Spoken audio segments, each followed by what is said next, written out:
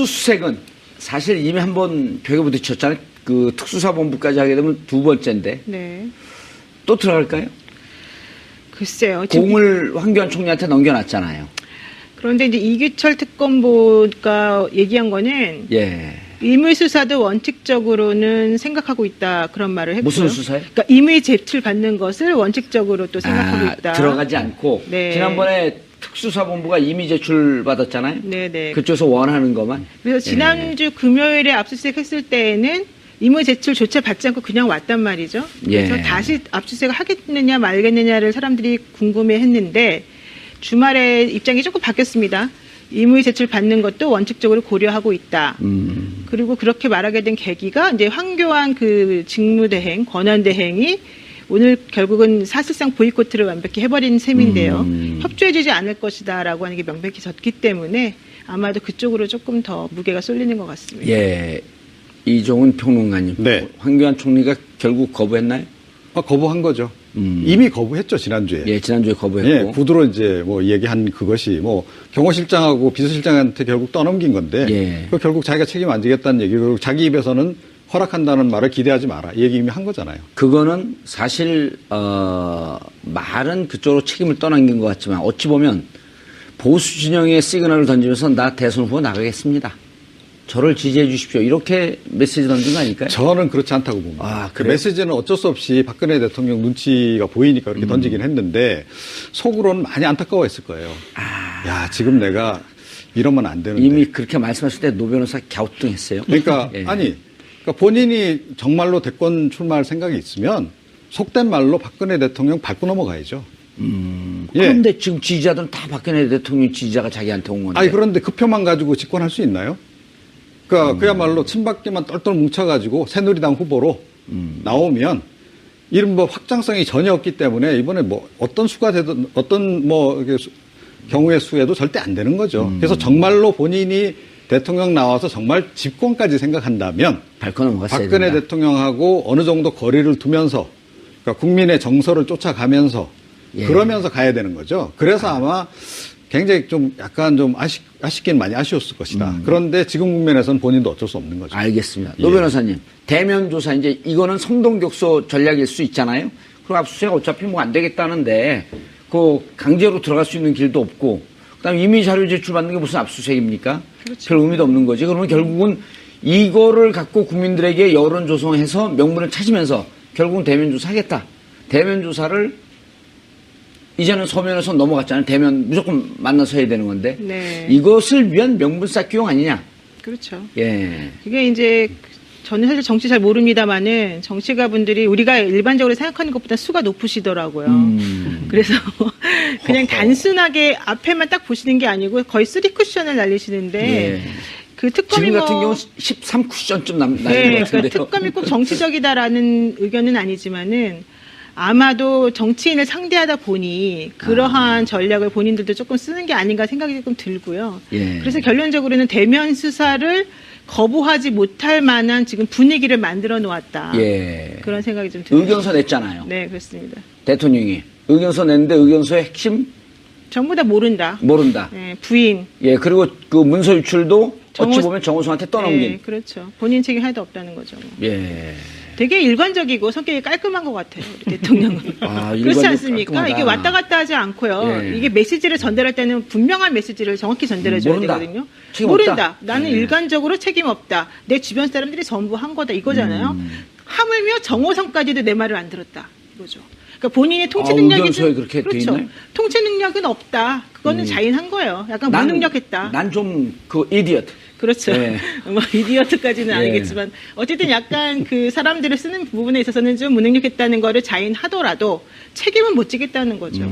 죄는 없다. 그렇습니다. 무지는 면책 사유가 아닌데. 되게 메시지가 간결하고 명확하고 설득력이 있다. 일관되고 그들에게. 깔끔한 분이다. 네, 그렇습니다. 알겠습니다.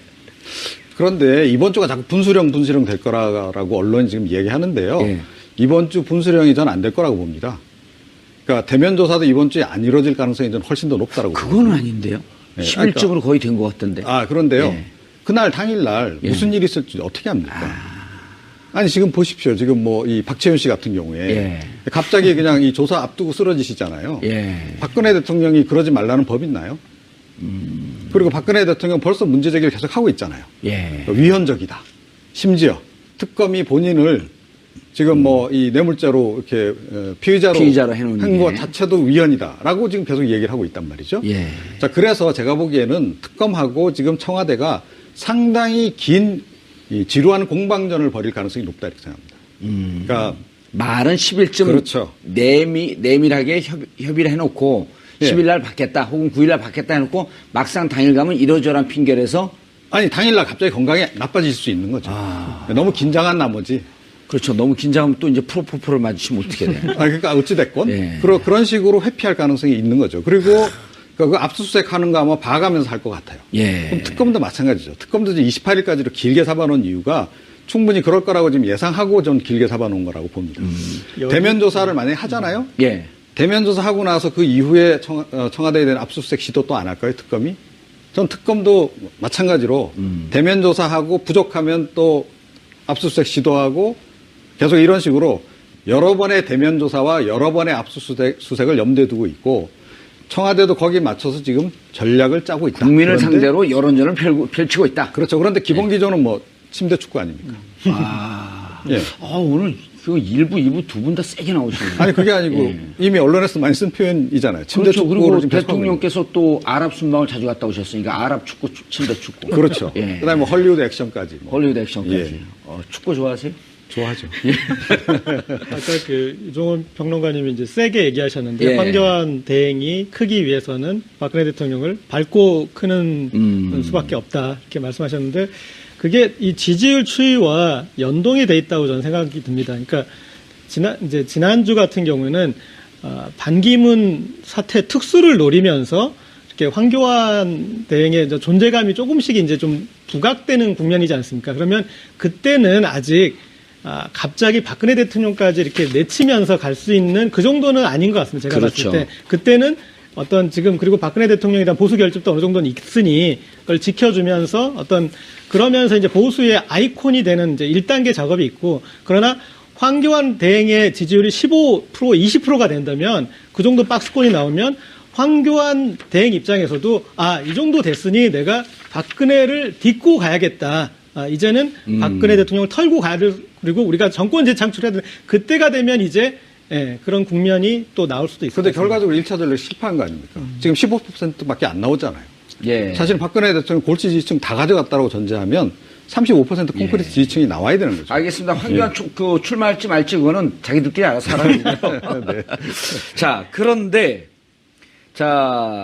이제 재밌는 현상들이 계속 벌어졌단 말이에요. 대통령 모든 혐의를 다 부인했고 세월호 7시간에 대해서도 이미 냈기 때문에 더 이상 낼 거 없다. 라고 하면서 정말 일관되고 깔끔하게 기존의 입장을 고수했는데 자, 이제 안종범 폭탄이 또 터졌어요. 네. 박채윤 씨를 다른 뇌물 혐의로 구속을 했는데 거기서 나온 몇 시간 전에 보도에 따르면 대포폰에 녹음되어 있는 걸 털었더니 안종범 수석하고 통화 내역이 있는 거예요. 통화 내역 한번 들어보시고. 안녕하세요. 저 박채은인데요. 저희 YJ 콥스 메디칼. 예, 안녕하세요. 예. 안녕하세요. 아이고, 뭐 선물도 주시고, 와이프한테 점수 많이 땄는데, 덕분에. 사모님 점수 짤 일이 더 많은데. 수석님 워낙 TV에 많이 나오셔서 보이시면 그럴 것 같아서 제가 사모님이 더 나으실 것 아이고, 같아요. 아닙니다. 이번 주에 원래 예약을 하려고 했는데 그 신라호텔 예. 중식당의 그 보양식이 좋더라고요. 추석 직후에, 어디, 순방 가셔야 돼서, 그거 준비를 좀 해야 되거든요. 제가 추석 선물도 준비했는데 그러면 이거 어떡하나? 예? 아이고, 고맙습니다. 지나서도 받을게요. 좀 구차하지 않습니까? 아니 근데 저때 지나도 받겠다. 양심은 좀 있는지 이렇게 좀 버벅거리기는 한번 머뭇거림을 걷고 이렇게 넘어가요. 근데 이게 아무리 들어도 재밌네요. 네, 전 사실 저도 오늘 처음 들었어요. 이거 열댓 번 여러 번 저는 나왔습니다. 들었는데 네. 그래도 재밌네요. 제일 마지막 부분. 저는 특히. 품격 시대를 너무 사랑해서 여기서 들으려고 묶여두고 있었어요. 네. 그런데 네. 뇌물죄로 딱 걸린 거 아니에요? 저렇게 되면? 그렇죠, 사실은. 예. 그래서 뇌물죄 추가 기소를 좀 검토한다, 뭐 이런 얘기도 사실은 조금 나와요. 그런데 정보원 이제 수사. 그게 문제가 아니고 그걸 물어보려고 그런 게 아니라 뇌물죄 혐의가 드러나니까 선처를 호소하면서 특검에 수첩 39건.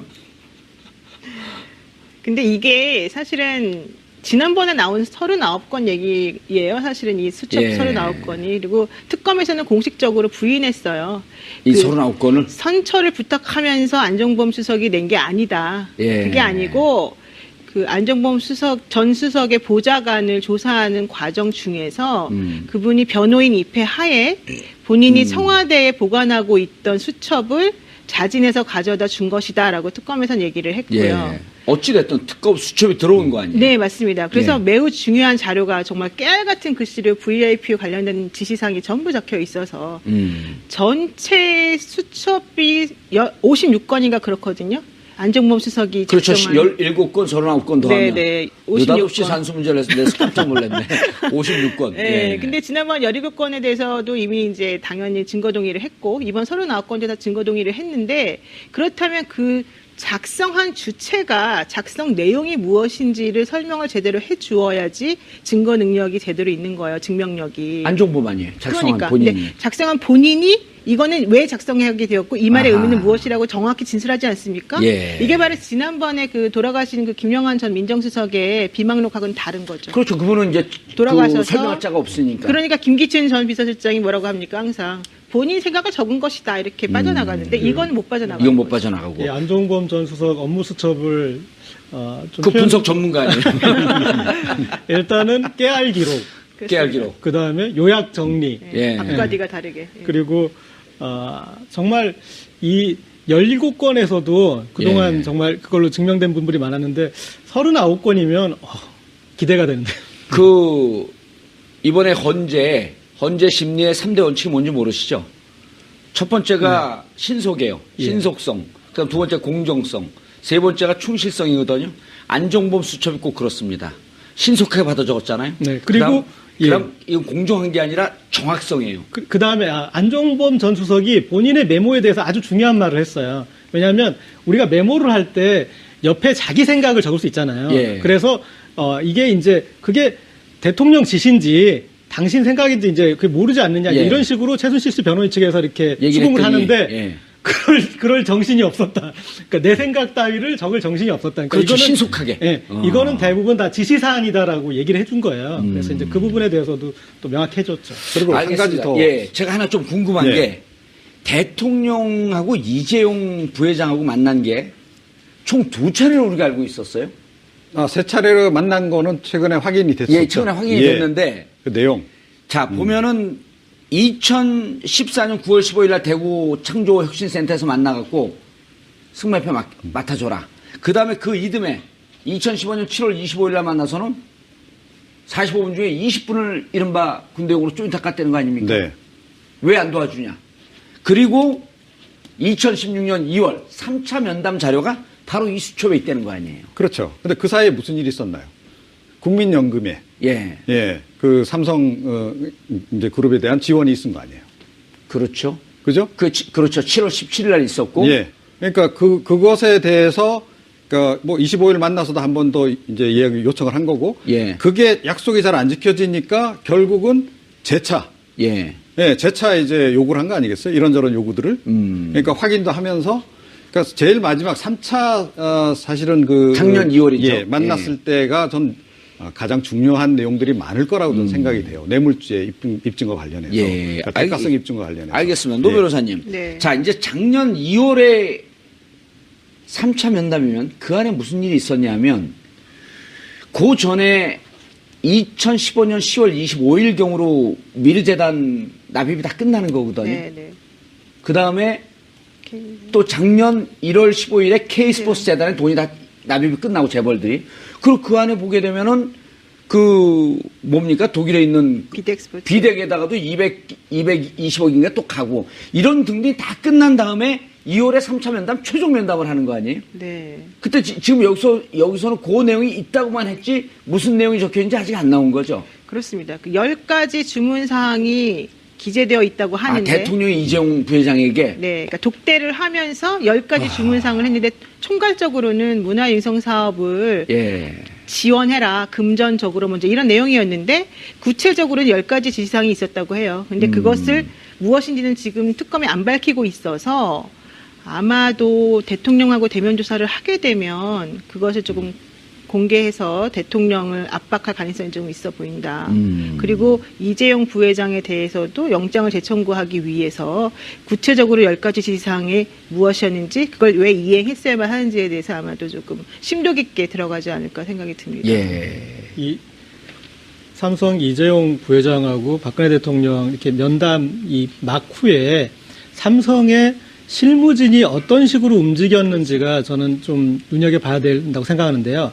그러니까 지금 가장 이 최근의 양상은 승마협회의 임원으로 된 삼성 간부들이 독일에 가가지고 여러 가지 계약들을 만들었잖아요. 예. 그런데 최근에 이제 드러난 건 그 전에 이 한독협회나 그러니까 삼성 출신들의 그러니까 그리고 유재경 전 미얀마 대사 같은 경우도 이제 삼성전자 출신 아니에요? 그렇죠, 거기도? 그죠. 예. 그리고 그 그룹이었던 또 이 양혜경 씨라고 이제 독일에서 이제 독일의 큰 한독협회 손이죠. 예, 예. 그분도 삼성 출신으로 해가지고 그리고 또 지금 최순실 씨의 금고지기를 꼽히는 그분이 이제 삼성 출신 아닌 것 같아요. 이상화 씨나 이제 이런 분들이 먼저 어떤 그림으로 최순실 씨와 삼성의 그 관계를 맺을지를 세팅이 된 그 정황이 드러나고 있지 않습니까? 그 전에. 그래서 이제 그것도 그들도 이제 삼성 팀이고 그 다음에 그보다 더 전에 마사 회장의 현명관, 삼성물산 회장 출신 현명관 회장이 들어가고 삼성 출신들이 그 마사에 많이 들어갑니다. 심지어 마사의 이제 사회투자기관인 런엑스런 재단까지도 삼성 출신들이 많이 들어가는데, 그러니까 이 곳곳에 특히 삼성물산 출신들 간부들이 계속 포진하면서 점점 그러니까 현명관 회장 때는 최순실 씨라는 사람이 퀄리파이가 된 거죠. 이 사람은 실세다라는 걸 삼성 측에 이제 사인을 줄 수 있는 어떤 여지가 생긴 거고 그 다음에 어떤 식으로 이렇게 그 밑그림을 그리는 것들도 또 삼성 출신들이 연루돼 있고 또 그 사람이 대사까지 갔고 그 다음에 마지막에 승마협회 임원이 된 삼성 출신들이 가서 계약을 한 거잖아요. 그러니까 1기, 2기, 3기가 있어서 그래서 그 사람들 간의 서로의 연관성 그 다음에 또 박근혜 대통령 독대와의 그것까지를 맞춰보면은 뇌물죄로서 충분히 증명할 수 있는 여지가 있을 것 같습니다. 그래서 제가 보기엔 이 3차 그 면담에서의 독대에서의 그 10가지 요구사항은 실제로 독촉장일 가능성이 굉장히 높다라고 생각합니다. 독촉장. 돈은 예. 다 들어왔는데요. 돈도 들어오게 돼. 아니, 그게 다 만족스러워야 이게 얘기가 끝나는 거죠. 근데 들어오지 않았으니까. 사실은 말도. 1차만 갔죠. 일부만. 그렇죠. 70억. 말도 좀 만족스럽지 않아서 그 뒤에 좀 최근까지도 계속 논의를 했다는 거 아닙니까? 예. 새로운 말 중 블라지미르 뭐 얘기도 좀 나오고 그러잖아요. 자, 그래서 삼성에 대해서 이제 화끈하게 지원을 해준 겁니다.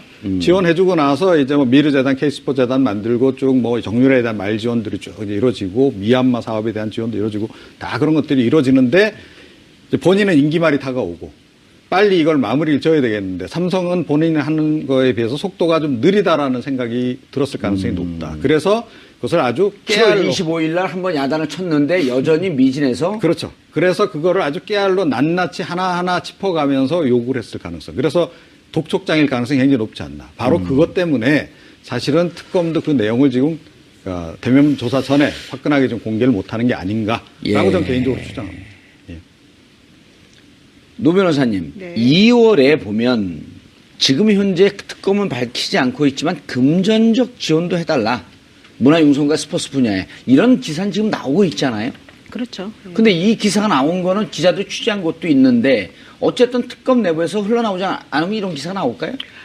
특검에서 흘리고 있는 거죠, 사실은. 구체적인 내용은 흘리지 않지만은 예. 일단 대강의 흐름은 알려주는 거죠. 왜 그럴까요? 삼성을 압박하는 카드인가요? 대통령 압박하는 카드인가요? 대통령에게 약간의 함정을 파고 있는 게 아닌가 좀 생각이 들어요. 잽을 네. 날려서 여기에 네. 빠지나 안 빠지나 보면서 네. 사실 우리의 진짜 카드는 따로 갖고 있는데 네. 패는 까지 말고 왜냐하면 지금 특검은 이 특검은요 상당히 수사를 잘하는 특검이에요. 옛날 그 검찰 특별수사본부 사람들이 밝혀내지 못했던 것하고 국회에서 청문회 할 때 밝혀내지 못했던 사안들이 특검에서 다 뒤집어지면서 밝혀진 게 많거든요. 이 특검은 이렇게 허를 찌르는 본인들은 자료를 가지고 있으면서 상대방이 뭐라고 말하는지 들어보고 너 거짓말이지라고 하면서 자료를 다시 역공으로 제시하는 그런 전략을 많이 자기 쓰는데 패를 까지 않고 예. 그건 트럼프 전법인데 그렇습니까? 절대 패를 까지 마라. 아, 그 카드 트럼프요? 아니면 정말 트럼프? 도널드 트럼프요? 그럼요. 거기 죽어도 안 까요. 네. 패를 까는 협상가는 절대 무능한 협상가다 그러는 거 아니에요. 아, 그건 제가 잘 모르겠어요. 저는 카드를 잘 못하고 트럼프를 잘 모르니까. 근데 이 특검이 그런 전략을 잘 써요. 왜냐면 특별수사본부에 있는 사람들은 기본적으로 상대방의 수를 먼저 읽어야 되거든요. 근데 지금 박근혜 대통령의 수는 이미 나와 있기 때문에 제가 보기에는 뭐 괜찮을 예. 것 같습니다. 이종훈 평론가님, 네. 지금 이제 그 서창석 원장, 이건 너무 복잡해요. 박채원 씨 구속했고 YJ콥스 메디칼 이 의료농단도 지금 수사를 하고 있는 거 아닙니까? 그렇죠. 그러니까 그 부분 관련해서 그러니까 조금 전에 이제 우리 녹취록 들었잖아요. 예. 그러니까 안정범 수석이 결국 뇌물을 받은 거 아닙니까? 받은 거로 추정되죠. 그러니까 뭐 저거로 봐갖고는. 부인이 이제 뭐 네. 받았다고는 하는데 그 뭐 명품 명품백. 가방 안에 현금까지 예. 꽉 채워서 줬다는 뭐 얘기까지 나오잖아요. 그건 제가 한 얘기예요. 뭐 어찌 됐건. 예. 원래 백 줄 때 그냥 안 줍니다. 근데 어제 예. 제가 줘봤다니까요. 왜 자꾸 받은 거로 얘기해? 우리 집사람 줬다니까. 자 그래서 예. 어제 유튜브를 봤더니요. 중국에서 중앙 분리를 들이받고 BMW 차가 불이 났어요. 근데 그 여자분이 막 불나는 차로 뛰어들어가. 그게 사람이 있는 줄 알았거든요. 그 안에 명품백이 있었다는 거예요. 사람 목숨보다 중요한. 네. 그걸 받았다는 거 아니에요. 그러니까요. 그러니까 이 지금 안정범 전 수석이 노골적으로 딱 까놓고 얘기는 안 하지만 부인이 상당히 명품 그런 걸 좋아한다는 게 확 느껴지잖아요. 그래요? 저는 그렇게 확 느껴지던데요. 명품백 안 좋아하는 사람 봤어요? 뭐 안 좋아하는 사람도 있을 수 있습니다. 어찌 됐건 그러니까 이제 여자를 잘 모르시네. 계속 이제 받은 거 아닙니까? 계속 이제 받은 거고. 자 그래서 그 부분을 규명하기 위해서도 예. 김영재 부부가 어떻게 그 대통령의 그 전용기에 함께 타서 함께 탔는지. 그렇게 해외 순방을 같이 다니고 박근혜 대통령이 프랑스에 그 전시대에 있는 그 YJ콥스 거기 예. 또 앞에 가서 또 그 지금 사진도 찍고. 뭐 덕담까지 해주고 막 힘 실어주는 얘기하고 그러니 밑에 관료들은 어떻겠어요? 야 이거 확실히 이제 힘 받는구나 해서 또 열심히 도와주고 뭐 이런 일들이 벌어졌던 거 아닙니까? 이걸 다 밝혀내기 위해서는 조사를 안 할 수가 없는 거죠. 예. 이게 사실은 뭐 뇌물죄 부분도 뇌물죄 부분이지만 이게 결국은 뭐 직권남용에도 해당이 되는 것이고 그죠? 안정범 수석이 적극적으로 개입을 했다고 한다면 자, 그런 것들이 또 만약에 대통령의 보고하에 또 이루어졌다면 사실은요. 박근혜 대통령이 지금 이 부부가 만든 화장품을 계속 쓰신 거 아니에요. 그리고 청와대에서 네. 명절 때 선물 나눠주는 거에도 그 품목이 들어가 있는 거 아니에요? 자, 예. 그런 걸로 밀어볼 때, 자, 안정범 수석의 성격상 저는 이렇게 추정을 해요. 안정범 전 수석의 성격상 이렇게 대놓고 이렇게 뇌물을 받을 정도면, 그러니까 대통령하고 이들 부부가 보통 사이가 아니라는 것을 본인이 충분히 확인했기 때문에 이건 가능한 행동이다라고 저는 봅니다. 예. 그리고 박근혜 대통령이 지금 그 계속 썼다는 이 존 제이콥스의 그 화장품, 그것도 정말 대금대대로 지급하고 쓰신 건지 저는 그것도 한번 캐봐야 된다고 생각해요. 자. 어쩌면 그냥 후원 받으셨던 것일 수도 있다. 예, 자, 그런데 협찬. 아니 저런 건요, 돈 주고 씁니다. 돈 줘도 그냥 주는 게 아니고 많이 줘요. 3배, 4배 많이 줍니다. 왜냐하면 지급을 공동 지갑일 경우에. 네. 노 변호사님, 네. 자, 이 수첩의 기록을 봤더니요, 39건. 먼저 거보다 2배가 넘어가요. 그렇죠? 네, 그렇습니다. 2004년 6월서부터 2014년. 2014년 6월서부터 2016년 11월까지 2년 5개월 동안인데요. 이때 보면 무슨 일이 벌어지냐면 2014년 5월에 우병우 수석이 민정비서관으로 들어옵니다. 네. 그리고 이때부터 김영환 수석하고 갈등을 빚죠. 김영환 수석도 수첩 기록을 해놨을 거고. 이때 만약에 김영환 수석의 수첩 기록과 안종범 수석이 기록했던 이 내용과 일치되는 부분은 혐의가 짙은 거 아니에요. 정말 검사를 하셨어야 될 것 같아요. 국회의원 하시지 말고. 너무 정확하신데요. 예. 우리가 이제 보통 A라고 하는 증거가 나왔는데 그 증거의 증거 능력이 문제다, 증명력이 문제다, 신빙성을 누군가가 탄핵하려고 하면 B라고 하는 증거랑 같은지 안 같은지 비교만 해보면 딱 나오거든요. 그다음에 이제 C는 안종범의 증언. 그렇죠. 이렇게 예. 되면 빼박이가 되는 거예요. 정말 완전 빼박이가 되는 건데 예. 그렇게 되면 김기춘이 내일 나오잖아요. 실장이 그 증언을 하는데 뭐라고 말할지가 너무 궁금한 거예요. 정말로 제 입장에서. 내일 안 나온다 그러더라고요. 안 나온대요? 예, 헌재. 헌재. 예, 헌재 안 나온다 그러고. 그리고 이제 또 하나 저는 이제 궁금한 게 요때가 그 문서 유출, 비선 실세 네. 이 사건이 터지는 무렵이거든요. 그러면서 그렇죠. 조응천이 잘리는 시절. 그래서 저는 요 기록을 보면 우병우 기록도 상당 부분 있지 않겠느냐. 바로 그겁니다. 그 안에 그게 들어있다고 하더라고요. 예. 아, 그게 들어있대요? 예. 오. 그러니까 안종범 수석이 이번에 새로 제출한 39건의 그 예. 업무 일지가 청와대에 숨겨놨다는 거 아니에요. 그렇죠. 그러니까 압수수색을 피하기 위해서 가장 좋은 장소가 청와대이기 때문에 청와대 쪽에 넣어놨다는 거 아닙니까? 예. 우병우 전 민정수석도 그랬을 가능성이 저는 굉장히 높다고 생각해요. 그러니까 그리고 우병우 민정수석도 굉장히 꼼꼼한 사람 아닙니까? 예. 그러니까 그리고 어떻게 보면 가장 많은 업무 일지를 기록했을 가능성도 좀 높다라고 보거든요. 우병우 수석은 기록 안 했을 것 우병우 같은데. 수석은 그래서- 기록하는 사람은 아닌데. 그래서 아니요, 저는 그건 있을 거라고 봅니다. 그래서 그 비망록 형태로라도 그거를 만약에 사실은 찾아낼 수만 있으면 좋은데 그게 이제 압수수색이 안 되는 거죠 지금 현 그 시점. 하나 타이밍 말씀드리면요. 예. 원래 우병우 수석에 대해서는 왜 조사를 안 하냐고 사람들이 이제 궁금해하던 시점이 있었어요. 예. 그러다가 갑자기 우병우 수석도 하겠다라는 얘기가 흘러나오는 타이밍이 있었거든요. 그게 언제쯤인가요? 그게 바로 이 수첩 39건에 대한 얘기가 나올 때쯤이에요. 말하자면. 아, 그러네. 이게 명절 네. 전, 네. 후, 그때 급격하게 그 우병우 그 수석을. 전에, 직전에. 예. 예. 그래서 이제 그쪽 특검에 이제 대구 봤더니 네. 명절 지나고 2월 9일서부터 2월 10일 사이에 이제 그때는 그 기자들한테 일정 네, 평가 네. 나왔더라고요. 네, 네. 2월 3, 4일쯤에 압수수색 들어가고 네. 그다음에 2월 9일서부터 10일 사이에 대면 조사를 하는데 그때 청와대하고도 조율 중이다. 그리고 그 다음 주에 하겠다. 우병우 수석에 대한 구속영장 청구를 하겠다. 네. 소환을 해서. 그렇게 나왔는데 지금 그때 나왔던 정보가 지금 다 그대로 맞아 들어가고 있거든요. 네. 이 수첩이 있었기 때문에 그 일정을 잡을 수 있었다. 그러니까 처음에 우병우 수석에 대해서 조사를 처음부터 시작을 많이 했는데요. 예. 이게 제대로 잡히는 게 없었다는 거예요. 아하. 이 수사를 해보니까. 예. 게다가 협조가 안 됐다는 거예요. 검찰 사람들에 의해서. 예. 그래서 이걸 어떻게 해야 되느니 고민을 많이 하고 있던 찰나였었는데 이 수첩의 내용을 제대로 분석을 해보니 이분을 잡을 수 있을 만한 뭔가가 지금 들어있기 때문에 일정을 그때부터 조율을 해서 잡고 기자들에게 이제 점점 흘리고 있는 거죠. 예. 노 기자님, 고 기자님. 노 기자님, 이랬어요. 노 기자님. 그런데 네. 이거를 지금 이제 우리 노 변호사님 말씀 들으면 전형적인 이제 탐사할 때 비슷한 수법 아니에요? 네. 있는 거 없는 거 살살살살 흘리면서 저쪽에서 문화 보는데 지금 수첩도 똑같단 말이에요. 39건이고 안종범 수석의 기록 스타일을 보면 무척 상세하게 있을 것이다. 그리고 2년 5개월 국정농단이 절정에 달하는 그 핵심 시기에. 네. 그런데 왜 기자들한테 살짝 흘릴까요? 그래서 뭐를 이제 잡으려고? 일단은 이 김영한 전 수석 업무 일지하고 안종범 전 수석 업무 수첩의 가장 큰 차이점은 그러니까 이제 제가 느끼기에는 김영한 전 수석 업무 일지에는 가장 큰 차이점이 하나 있죠. 필적이 틀리죠. 일단. 백 빠지는 네. 소리. 김영한 전 수석은 김기춘 전 실장의 지시사항이 좀 많아요. 아하. 네.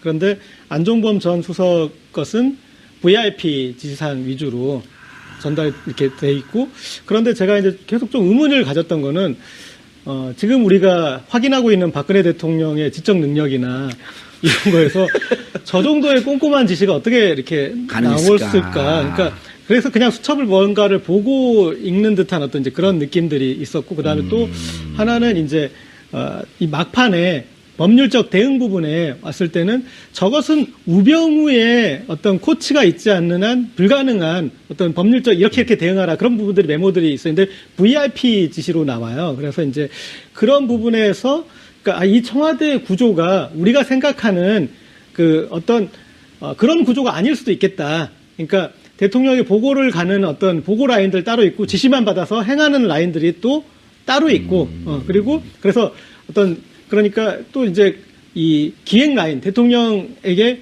뭔가가 회의를 통해서 결정된 다음에 지시가 내리는 거잖아요. 그런데 안종범 같은 그런 입장의 사람들은 지시만 받아서 이렇게 실행하는 그룹인 거고. 회의가 거의 없었다는 거 아닙니까? 예. 그러니까 그냥 그날 이렇게 이 실행할 것만 하는 그룹이 있는 거고, 그 다음에 어떤 최순실 씨와 함께 기획 그룹, 그 다음에 어떤 걸 구상하고 그런 그룹들이 좀 따로 있는데 이제 그건 이미 드러났잖아요. 그 관저에서 있었던 문고리 3인방과 일요일 날 있었던 그렇죠. 최순실과의 기획회의가 있었다. 예. 이제 그런 것도 있고 그래서 그 다음에 이제 그 수첩을 통해서 아까 말씀하신 노 변호사님 계속 말씀하셨지만 거기에 이제 어떤 그 롤이 우병우 전 수석의 롤이 이제 명확하게 확신할 수 있을 수준의 그런 부분이 있을 것 같아요. 그런데요, 그러니까 이 김영한 수석 같은 경우에는 사실은 그때 그 직보 라인에서 배제돼 있었거든요.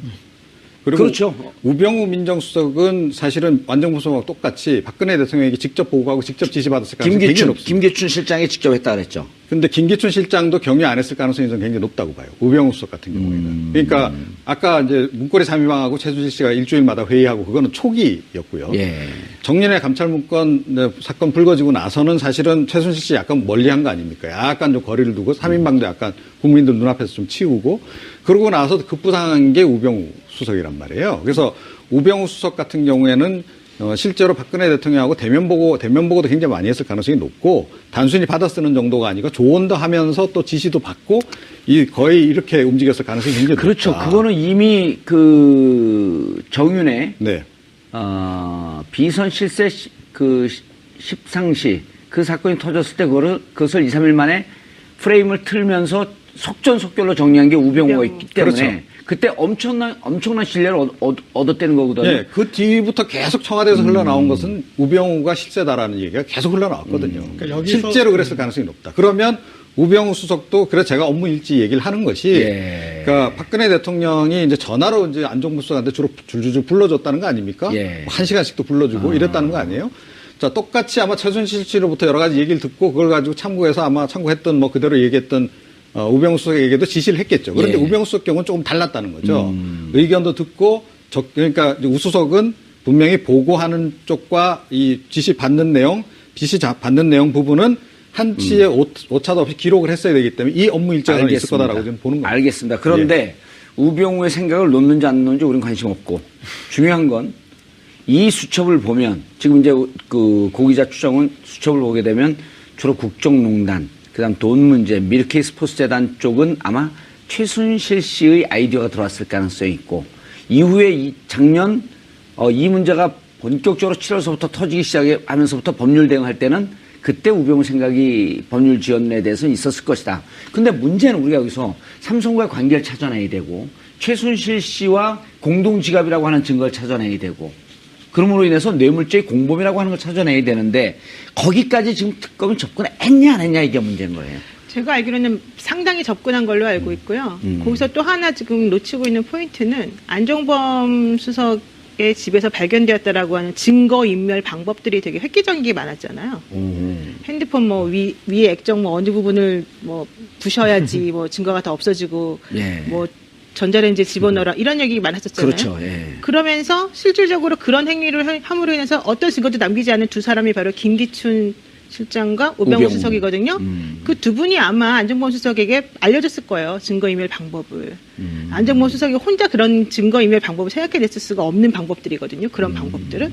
그렇다면 우병우 수석이 문제가 좀 불거질 것이 예상이 되니까 롯데한테 주었던 돈도 돌려주라라고 시키고 이 수첩 보면 우병우도 빼박게 될 가능성이 높다. 그렇죠. 예. 그런 식으로 나설 가능성이 높다는 예. 거예요. 그다음에 이렇게 재밌는 양상은 제가 느끼기에는 안종범 전 수석은 우병우 전 수석 쪽으로 어떤 책임을 일정 정도로 좀 떠넘기기를 하려고 하는 것 같아요. 그리고 본인이 더 책임이 있다고 느끼고, 그러니까 왜 느끼냐고 제가 생각하기에는 자. 안종범 전 수석 같은 경우는 그러나 행정의 체계 내에서 실행한 사람이에요. 행동대장이었어요. 시키는 대로 한 사람이요. 그런데 안종범 전 수석이 보기에 우병우 전 수석은 기획진이었던 거죠. 그리고 행정은 여럿이 다수가 하는 거지만 체계를 갖춰서 하는 거지만 기획은 소수가 은밀히 하는 거잖아요. 그러니까 그 영역의 것들을 있고 그다음에 안종범 전 수석이 계속 암시를 주고 계속 이렇게 그리고 그러니까 저쪽은 같이 범죄를 기획한 쪽이고 나는 그냥 시키는 대로 어쩔 수 없이 실행한 쪽이다. 이렇게 어떤 그 급을 나누는 그런 것들이 좀 저는 좀 느껴지더라고요. 그럼 예. 취재하신 결과예요, 그게? 아닙니다. 아니, 감이에요? 예, 그런데 그러면 안 되는데.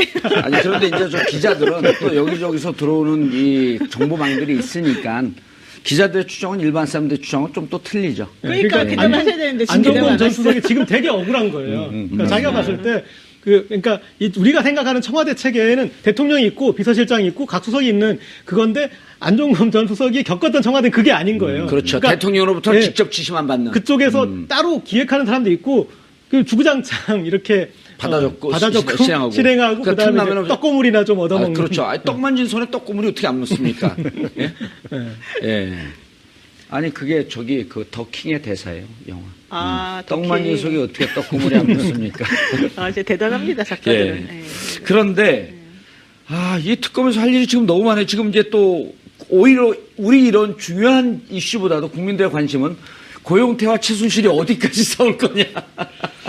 아유, 중요한 싸움. 지금 현재 그 변호인 측에서 증인신문하고 있대요. 예. 그 고영태 씨에 대해서. 예, 좀 거기도 만만한 전까지는- 선수가 아니더라고요. 아유, 엄청나죠, 그분은. 예. 좀 전에는 검찰 측 증인신문이 되게 길었었거든요. 근데 예. 1시간 전에부터 이제 변호인 측에서 증인신문 하고 있는 중인데, 예. 아마도 제일 획기적으로 틀어진 사건이 그 미얀마 커피 수입 관련된 부분이었던 것 같아요. 제가 봤을 때. 미얀마 이권. 그렇죠. 예. 미얀마 이권, 또 뭐 M사의 지분을 뺏긴 것에 대한 분노, 또 본인을 제치고 본인을 조금 맨날 혼을 냈다고 하더라고요. 예. 고영태 씨 주장에 의하면. 그래서 매우 기분이 나빴다고 얘기하는 그런 것들. 그래서 오늘 예. 이 탄핵 심판정에서 사실은 형사 재판이죠. 재판정에서 이 초기 기선제압은 고영태 씨가 한 것 같은데요. 뭐라고요? 그러니까 저는 사실은 고영태 씨가 눈을 내리깔고 오히려 최순실 씨가 딱 노래 볼 줄 알았거든요. 레이저를 쫙 쏘면서. 예. 그런데 그 반대더라고요. 그래서 최순실 씨가 역시 뭔가 지금 거짓말을 훨씬 하고 있는 게 훨씬 더 많은 거 아닌가. 그리고 라는 개인적인 추정을. 고영태 씨가 펜싱 선수 출신 아니에요. 그게 아무것도 아닌 것 같지만 전국을 찌르는 한 방이 있는 거예요. 네. 그러니까 이번에 고영태 씨가 이렇게 증언하는 와중 속에서 저희는 어쨌든 범죄의 한 축을 담당했던 사람이기 때문에 저희는 안 불렀어요. 왜냐하면 잠재적 포텐셜 범죄자이기 때문에 안 불렀는데 다른 방송에서 많이 부른 걸 보면은 꽤 정확한 기억을 갖고 꽤 정확한 진술을 해요. 그러니까 아마 제가 보기엔 최순실 씨도 녹록하지 않을까. 되치기 하려고 그러는데 되레 되치기 당할 수 있다. 그런데 둘의 쟁점은 뭐예요? 하도 많아갖고 그냥 모든 걸 고영태 책임으로 지금 떠넘기는 거죠, 최순실 씨는. 그렇죠. 이제 고영태하고 이성환이가 서로 짜고 네, 자기를 공격에 빠뜨렸다. 자기를 공격하려고 하는 중이다. 그다음에 쟤네들이 말한 거 전부 다 조작이고 음모다. 이게 최순실의 주장이고 예. 고영태 주장은 말이 되느냐. 더 블루케이 같은 경우도 5천만 원 자본금 최순실이 됐는데 직접 현금을 가져왔어요. 왜 나보고 그것을 뭐 내가 주인이라는 듯 내가 직접 했다고 말하는 둥 이런 식으로 하느냐. 자기를 무시해놓고 이제 와서 왜 자꾸 딴소리 하느냐. 뭐 이런 얘기였고요. 구체적으로 이제 지금 얘기를 들어보면은 고영태하고 이성환이하고 한 축이고. 예, 네. 이 자기네들끼리 이제 이 축이 있단 말이죠. 그다음에 차은- 최순실하고 차은택 씨는 또 조금 중간적인 예. 입장인 거고 최순실 씨 지금 혼자 지금 몰려 있는데 이제 장시호 씨까지 절로 가버렸잖아요. 예. 경우의 수에도 절대 안 되는 거죠. 그래서 정말로 본인이 대통령 나와서 정말 집권까지 생각한다면 밟고 넘어갔어야 박근혜 된다. 대통령하고 어느 정도 거리를 두면서 그러니까 국민의 정서를 쫓아가면서 예. 그러면서 가야 되는 거죠. 그래서 아마 굉장히 좀 약간 좀 아쉽긴 많이 아쉬웠을 것이다. 그런데 지금 국면에서는 본인도 어쩔 수 없는 거죠. 알겠습니다. 노 변호사님, 대면 조사 이제 이거는 성동격소 전략일 수 있잖아요. 그리고 압수수색 어차피 뭐 안 되겠다는데 그 강제로 들어갈 수 있는 길도 없고 그다음에 이미 자료 제출받는 게 무슨 압수수색입니까? 별 의미도 없는 거지. 그러면 결국은 이거를 갖고 국민들에게 여론 조성해서 명분을 찾으면서 결국은 대면 조사하겠다. 대면 조사를 이제는 서면에서 넘어갔잖아요. 대면 무조건 만나서 해야 되는 건데 네. 이것을 위한 명분 쌓기용 아니냐? 그렇죠. 예. 이게 이제 저는 사실 정치 잘 모릅니다만은 정치가분들이 우리가 일반적으로 생각하는 것보다 수가 높으시더라고요.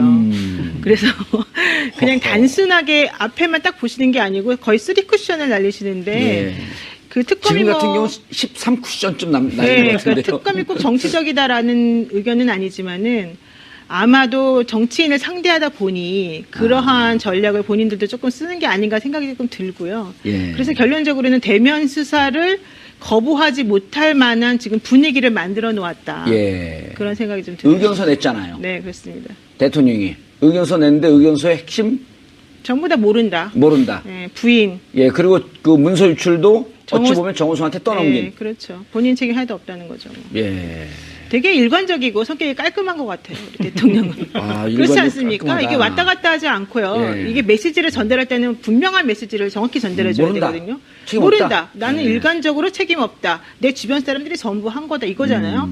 하물며 정호성까지도 내 말을 안 들었다. 이거죠. 그러니까 본인의 통치 아, 능력이 의견서에 그렇게 돼 그렇죠. 있나요? 통치 능력은 없다. 그거는 자인한 거예요. 약간 무능력했다. 난 좀 그 이디엇. 그렇죠. 네. 뭐 이디어트까지는 예. 아니겠지만 어쨌든 약간 그 사람들을 쓰는 부분에 있어서는 좀 무능력했다는 거를 자인하더라. 압수수색은 사실 이미 한번 벽에 부딪혔잖아요. 그 특수사본부까지 하게 되면 두 번째인데 네. 또 들어갈까요? 글쎄요. 지금 공을 황교안 총리한테 넘겨놨잖아요. 그런데 이제 이규철 특검보가 얘기한 거는 예. 임의 수사도 원칙적으로는 생각하고 있다 그런 말을 했고요. 무슨 수사요? 그러니까 임의 제출 받는 것을 원칙적으로 또 생각하고 있다. 들어가지 않고 네. 지난번에 특수사본부가 이미 제출 받았잖아요. 네네. 그쪽에서 원하는 것만. 그래서 지난주 금요일에 압수수색 했을 때에는 임의 제출조차 받지 않고 그냥 왔단 말이죠. 그래서 예. 다시 압수수색을 하겠느냐 말겠느냐를 사람들이 궁금해했는데 주말에 입장이 조금 바뀌었습니다. 임의 제출 받는 것도 원칙적으로 고려하고 있다. 그리고 그렇게 말하게 된 계기가 이제 황교안 그 직무대행, 권한대행이 오늘 결국은 사실상 보이콧을 완벽히 해버린 셈인데요. 협조해주지 않을 것이다라고 하는 게 명백히 졌기 때문에 아마도 그쪽으로 조금 더 무게가 쏠리는 것 같습니다. 예. 이종훈 평론가님. 네. 황교안 총리가 결국 거부했나요? 거부한 거죠. 이미 거부했죠, 지난주에. 예, 지난주에 거부했고. 예, 구두로 이제 뭐 얘기한 그것이 뭐 경호실장하고 비서실장한테 결국 떠넘긴 건데 예. 그 결국 자기가 책임 안 지겠다는 얘기 그리고 자기 입에서는 허락한다는 말을 기대하지 마라. 이 얘기 이미 한 거잖아요. 그거는 사실 말은 그쪽으로 책임을 떠넘긴 것 같지만 어찌 보면 보수 진영의 시그널을 던지면서 나 대선 후보 나가겠습니다.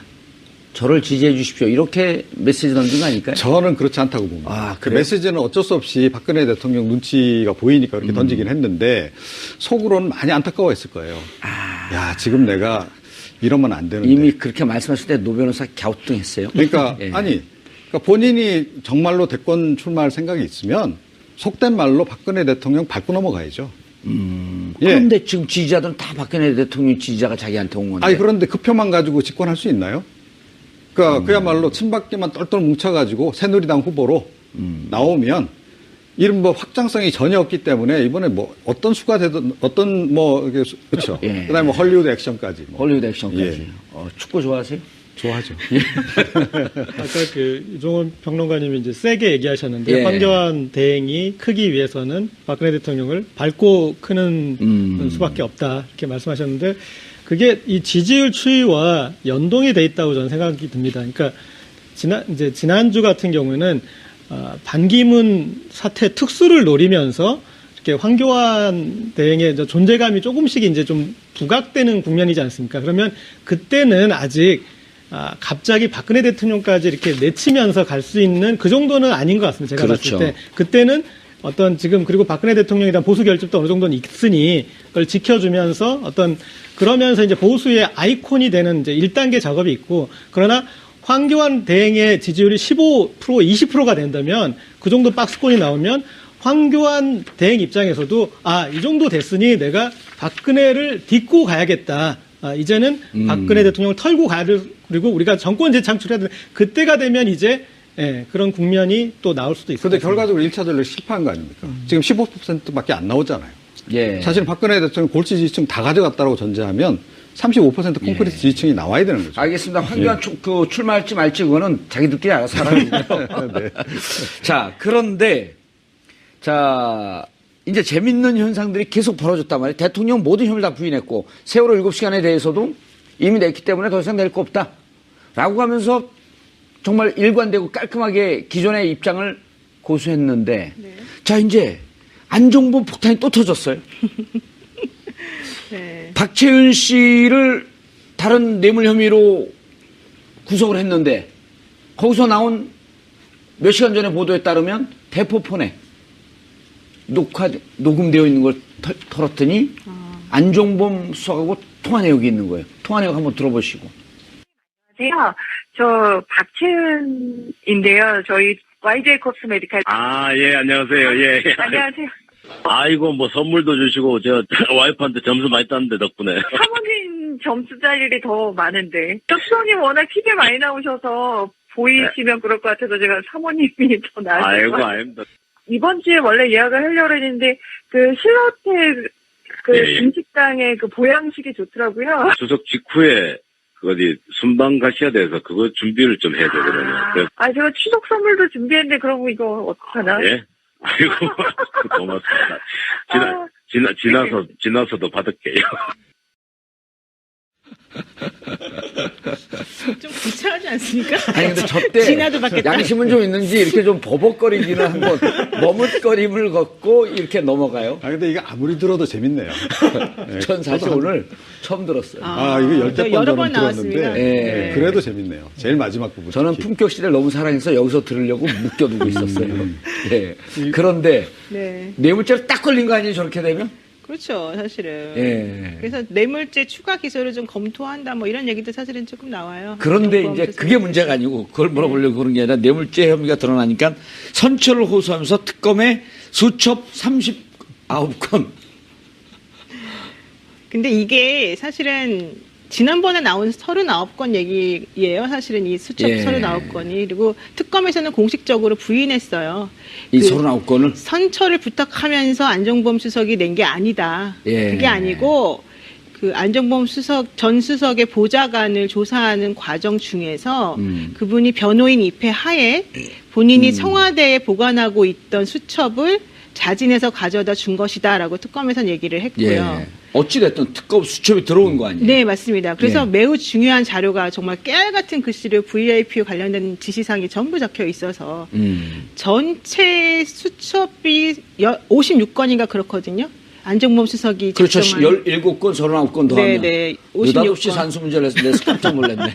56건. 네, 근데 지난번 17건도 책임은 못 지겠다는 거죠. 죄는 없다. 그렇습니다. 무지는 면책 사유가 아닌데. 되게 메시지가 간결하고 명확하고 설득력이 있다. 일관되고 그들에게. 깔끔한 분이다. 네, 그렇습니다. 알겠습니다. 그런데 이번 주가 자꾸 분수령 될 거라고 언론이 지금 얘기하는데요. 예. 이번 주 분수령이 전 안 될 거라고 봅니다. 그러니까 대면 조사도 이번 주에 안 이루어질 가능성이 전 훨씬 더 높다라고 봅니다. 그거는 아닌데요. 네, 10일쯤으로 거의 된 것 같던데. 그런데요. 예. 그날 당일날 예. 무슨 일이 있을지 어떻게 합니까? 아니 지금 보십시오. 지금 이 박채윤 씨 같은 경우에 예. 갑자기 그냥 이 조사 앞두고 쓰러지시잖아요. 예. 박근혜 대통령이 그러지 말라는 법 있나요? 그리고 박근혜 대통령 벌써 문제 제기를 계속 하고 있잖아요. 예. 위헌적이다.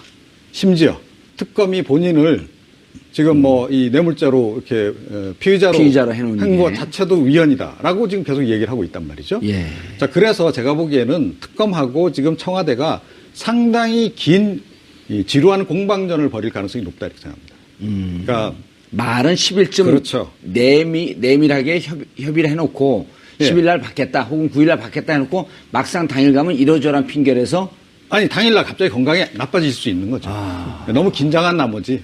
그렇죠. 너무 긴장하면 또 이제 프로포폴을 맞으시면 어떻게 돼요? 그러니까 어찌됐건 예. 그런 식으로 회피할 가능성이 있는 거죠. 그리고 그 압수수색 하는 거 아마 봐가면서 할 것 같아요. 예. 그럼 특검도 마찬가지죠. 특검도 이제 28일까지로 길게 잡아놓은 이유가 충분히 그럴 거라고 지금 예상하고 좀 길게 잡아놓은 거라고 봅니다. 대면 조사를 만약에 하잖아요. 예. 대면 조사하고 나서 그 이후에 청와대에 대한 압수수색 시도 또 안 할까요? 특검이? 전 특검도 마찬가지로 대면 조사하고 부족하면 또 압수수색 시도하고 계속 이런 식으로 여러 번의 대면 조사와 여러 번의 압수수색을 염두에 두고 있고 청와대도 거기에 맞춰서 지금 전략을 짜고 있다. 국민을 그런데 상대로 여론전을 펼치고 있다. 그렇죠. 그런데 기본 기조는 침대 축구 아닙니까? 예. 오늘 그 1부, 2부 두 분 다 세게 나오시네요. 아니 그게 아니고 이미 언론에서 많이 쓴 표현이잖아요. 침대 그렇죠. 축구를 그리고 지금 계속하고 있는 대통령께서 또 아랍 순방을 자주 갔다 오셨으니까 아랍 축구, 침대 축구.